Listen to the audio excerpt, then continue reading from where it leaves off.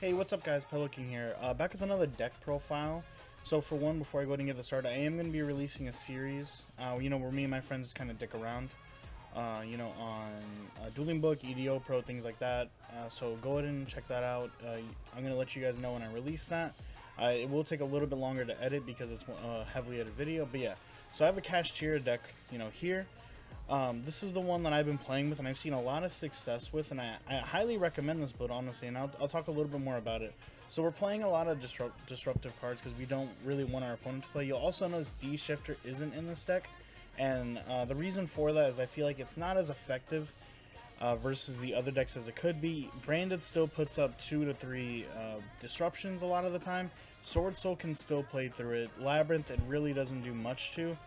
Because they're just usually setting for like normal summoning and passing. So those are the ones we kind of... I think D-Shifter is better off on the side if you still want to play it. So coming to the deck, we have 3 Book of Eclipse. It helps deal with the mirror fantastically. And the good part about it is a lot of the deck... There's no negates right now, which is really nice.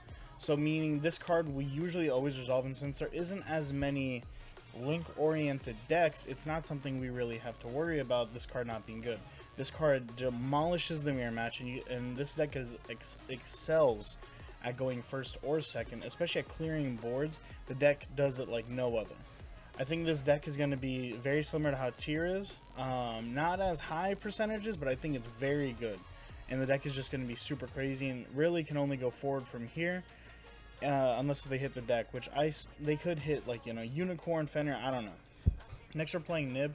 Nib is the same reason. It demolishes the tier deck, not the tier deck, my bad. The Kashtira deck, especially if they're trying to go full combo. You can wait for them to do it right at the end, and then you nib them, and then they lose. Now, it also works versus Sword Soul, unless if they want to, summon Baron right at the beginning. And I mean, if they want to waste their Baron right at the beginning, I mean, that's one less negate you have to deal with. It's a 1-for-1 at that point. And usually the most after that, all they have is like Chi with the trap card, and that's assuming that they can. But then we're also playing Triple Ash. This is one of the better hand traps of the format right now as well. Ashing a lot of things, like ashing Theosis, even ashing the field spell sometimes can mean that this deck just loses. Ashing Unicorn really hurts because this deck really needs Birth. Birth is one of the craziest continuous spells that I've also ever seen. It really just lets the deck function, and the special every turn is just dumb. But hitting Branded Fusion is also very good off this deck. Well, for this deck, there's a lot of good Ash targets right now, so I feel like Ash is definitely a 3 of. Veiler also really puts in the work because it's not only not once per turn, but it's there's really just not once per turn. That's what it boils down to at the end of the day. So you drawing multiples of it is never a bad thing. Same reason why I'm playing Imperm. This also doesn't trigger taskings, which is something that I really do like, and I've been playing around with that. You can also play taskings if you want to, and you can cut down the hand trap count a bit, but I think hand traps as of right now are probably the way to go. But we're playing triple Imperm. Imperming something is just always good at the end of the day. It takes away one card you have to worry about, and sometimes that one card is so important. Like sometimes hitting Unicorn in the mirror match, you just auto one, and then you make your whole board, and oh no, they banished one card from action. Not a problem. Now, Unicorn, in my opinion, for this deck specifically, is better than Fenrir because all your spells are dumb, which you only really have 2 targets, but both these targets are crazy because they let you go through the whole thing. So Unicorn searching Theosis gets you to Fenrir. Fenrir gets you to Rise Heart, or either Tearlament Kashtira or Scareclaw Kashtira. And then Birth is a special summon every turn and lets you tribute without needing or tribute summon without needing to actually tribute anything. So if you have Fenrir in hand, you can just summon it. And the good thing is basically the whole deck specials itself. So you never really have to worry about it, which is something that's super nice. Now we all know what this card does. You search a spell or trap. Actually, it's just spell, my bad. And then you banish, if they activate a monster effect, you can banish one from the extra deck, their extra deck face down, which is super nice for the deck. Now we're also playing Fenrir. This card, I don't need to explain why it's insane. Banishing a card on their field and searching any Kashtira monster is just dumb. Tearlament's Kashtira, we're playing it because at the end of the day, it's an extender. You can also play another Scareclaw if you want, but you want to avoid like the once per turn fact, and that's what makes this so good. You don't need to play more, and you can always recycle them if you do. Now, we're playing triple Rise Heart. Some people are playing 2, some people are playing 3. I want to always see this card. This card's dumb. Banishing Theosis off, it's crazy. You know, we're playing a lot of 3-0s because we want to see all these cards. All the cards in this deck are so fucking good that you just want to see every single one of them. And that's something that I do really like about the deck. Now, we have Theosis. It's called Papyrus, but as you can see, it's Theosis. So what this one does is it special summons, you target one Kashtira monster you control, special summon one Kashtira monster with a different attribute from the deck, and after this resolves, you can only summon XYZ monsters. That's perfectly fine. And when it's banished, you can target one of your banished Kashtira cards and add it to your hand. Meaning, if you have one that's already banished, you can normal Rise Heart and banish for cost, and then he goes to level 7. So you can banish any Kashtira card, which is crazy. So you banish this and add whatever's banished. Now we're playing Terraforming to search a field spell, because the field spell gets us to any of the monsters, obviously. And we're playing Prosperity, because outside of, like, 3 of your extra deck monsters, actually 4. Usually, you're not going to go into more than that, so you can always Prosperity for 6. You can at least Prosperity for 6 once, and then do 3, or 6 if you really need it, because the deck can function. Like, if you're playing, like, a more grindier game, you can definitely Prosperity for 6 twice. I do not recommend it, but you can. Then Birth, like, and that, as I was telling people, this is one of the most crazy continuous spells I've ever seen. And I'm sure there might be better, but this one, in context to the deck, is so good. It's a recursion every turn.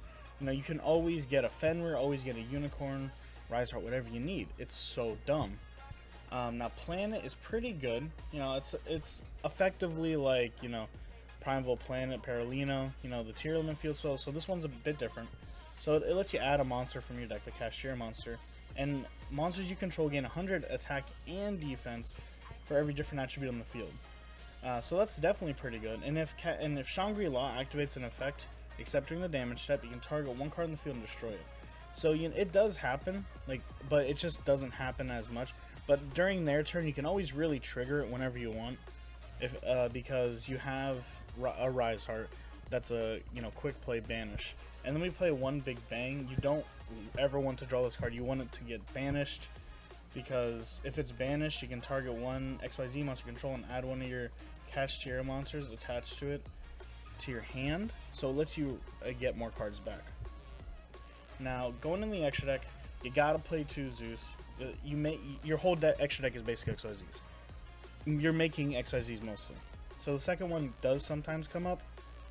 Plus, sometimes the other Kashtira players, if you're in a mirror, they will banish Zeus because they don't want to get Zeus. So yeah, let me play 2 Rise Heart. You could play 3 of this if you want, but 2 is just really what you need majority of the time, especially because you always have access to get things back. But this card is an absolute beast because it's a quick play banish, and it's once per chain to attach a banished card to it. Quick play banish makes sure that you can always lock 5 zones. Then we're playing Red Ice Flare Metal. It helps with time. It also just helps with dealing with that extra burn damage. We're playing 1 Diablos Mindhacker. This lets you look in their extra deck and banish cards. Plus, if a card your opponent owns and possesses is banished face down while you control it, you can banish cards from the top of your opponent's deck face down equal to their face down banish cards. You end up banishing so many cards from your opponent's deck, it's terrifying. Yeah, it's just mean. So now we're also playing Dark Arm, the Dragon of Annihilation. Basically, he just pops for free. You know, that's all it really does for you at the end of the day. You can detach one material from this card, then target one card your opponent controls, destroy it, and also he can't attack for the rest of the turn. But it also does that when you do that, you have to banish a card from grave, but that's perfectly fine because you want your cards banished, which is super nice. It's also not once per turn to pop, so you can potentially pop 2 cards. You can also put more under it, and you can pop as many as you want. In theory, I think up to 5 or even 7, but we don't play a synchro, so it doesn't matter. Then we're playing 2 Big Eye. This is also a very good card in the deck.